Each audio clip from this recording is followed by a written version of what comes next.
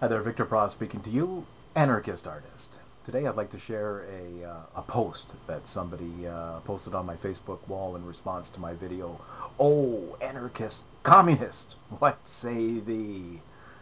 I guess it's the old thespian coming out in me. Okay, so, but anyway, this is a very thoughtful post, a follow-up from a friend of mine on Facebook and fellow anarchist. He's in the camp of anarcho-communist, but I still consider him a friend. I consider him very much a very thoughtful person, and I think he's probably the exception to the general Ancom that I've been running into. And so I'd like to read a few snippets of his post, his response to the video I made, which I'll link in the YouTube here, and I'll also link in the body of the YouTube video some of the snippets of the quotes that I'll be quoting from now, so you could read along what he has to say on your own. And then I won't read the whole thing in one fell swoop. I'm going to respond to certain things as I come to specific points as I go along. All right, so to begin. Okay, and I'm keeping his identity private, as he's asked me to. Now, before I consider capitalism versus communism, he writes, I'm an anarchist first and foremost. I prefer sharing and cooperation over trading and competition, so I am an anarcho-communist. But I also believe in people's right to opt out, so that if they wanted to trade, but they lived in a commune, they could. I believe that free markets and communism could exist together and make everyone happy. Therefore, I am technically a mutualist who prefers communism. Okay, and in responding to this guy, I don't want to pretend that I'm elevated above in some ivory tower where I'm dispensing pearls of wisdom, and I don't mean to be condescending and engaging in an analysis. Excuse me, I can't talk today. Engaging in an analysis of his commentary.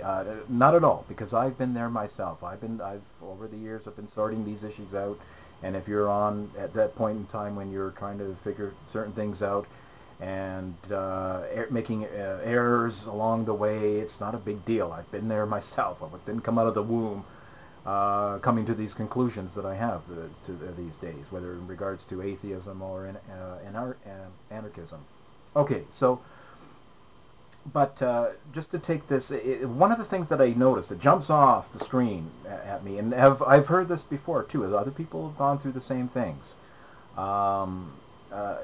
You say that you prefer sharing and cooperation over trading and competition. Now, what I get from that is that people seem to have this habit of shopping, of going grocery shopping, so to speak, when it comes to their political ideologies. You know, they take certain snippets, certain items that are on the shelf within the ideology they consider to only be a part of that ideology, and it becomes like a sundry shopping list of, like, oh, let's see, communism, sharing and cooperation. Yeah, I like that. I'm going to put that into the shopping cart. And trading and competition, well, I guess that's not so much in the communist chart, or communist aisle. I guess I'll go over here to the anarcho-capitalist aisle. We got trading and competition. Oh, okay, we'll put that in the cart too. But I prefer sharing and cooperation over trading and competition. So, but I also believe in people's right to opt out if they so choose in a commune. Because I like the idea of communes. But I wouldn't want people to be forced in there, because then you would really have political communism. It would be a matter of no, that's how you have to live. Your work is going to be thrown into one collective pot, whether you like it or not, and there's going to be a grand poobah who's going to decide on distribution. So I can see this individual has a respect for voluntaryism, but also has a great deal of respect for the idea of living in communes. But this is the whole point, my friend, my friend, my friend, my friend. You really do not have to splinter your mind off into 100 chasms, funhouse mirror, grocery shopping, sundry, eclectic form of approach to philosophy. It's not necessary. Take an Occam's razor to this, okay? If you have what the real issue here is not sharing and cooperation versus trading and competition. If you have a free society, a voluntary free society, you really truly have to understand what that means right at the ethical root, okay? If you have a society where people like the idea of living in a commune, in a voluntary free society, they could. And of course they could opt out of that. Of course they could. Because it would be a free voluntary society. So it's not like the people who are in competition or who are let me see here. I prefer sharing and cooperation or trading and competition. If there's competition and trading going on, that's not something that's kind of like morally inferior, and I don't really like that as much as cooperation and trading. I mean, it's you would have all of that in a free society. In other words, if in a free society you wanted to live in a commune where everybody throws in their efforts in one collective pot and sings around a campfire singing Kumbaya and taking their fair share of swigs from the bong water, that's entirely up to you. But if you feel that it's a rat race out there with people chasing their careers and making money and whatnot, and they're in competitive markets and things like that, so long as it's voluntary, so long as it's there's no physical coercion involved at the epicenter of a society, that's all that matters. That's all that matters. Whatever your lifestyle is and what you prefer and how you want to interact with one another, whether it be going to a commune or starting a business or retiring on a self-sustaining farm, or to be a factory owner that makes the goods that the farmers need, or whatever.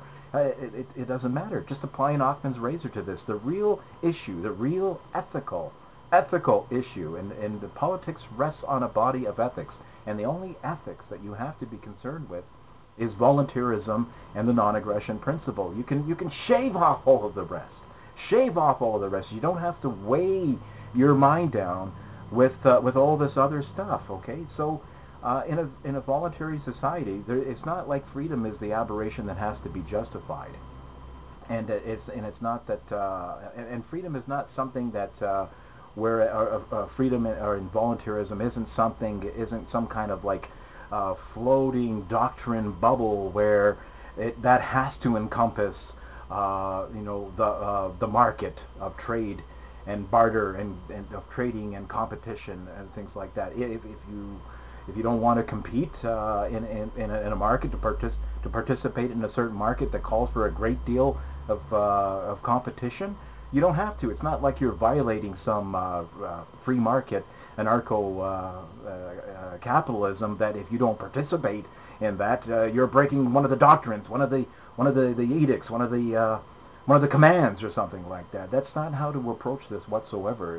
Anarchism is not a free society. Anarchism is not some kind of religious doctrine that you have to swear allegiance to the free market, like it's some sacred artifact or something. It's all you have to concern yourself is with freedom versus coercion. That's it. It's over. See how simple that is? See how simple philosophy can be? It can be technically rigorous at points in times, especially when it comes to epistemology. And there can be technical aspects of ethics that definitely that's involved, that might concern the philosophers and intellectuals much more than the person on the street.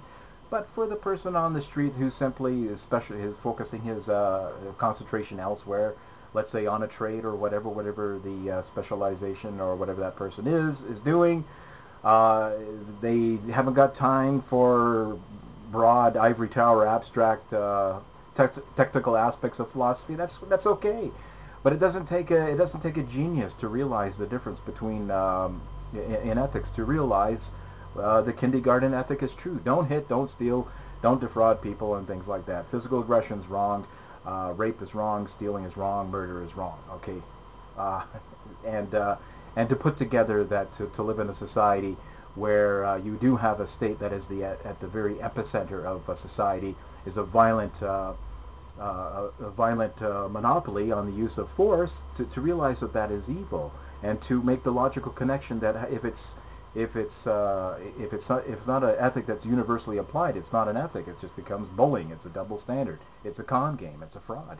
And just to realize that it becomes self-canceling, that it's a contradiction. It's obvious. It's obvious for anybody who has two brain cells to rub together and spends a sufficient amount of time thinking these things over. It just kind of jumps out at you. You know, you just come to those conclusions.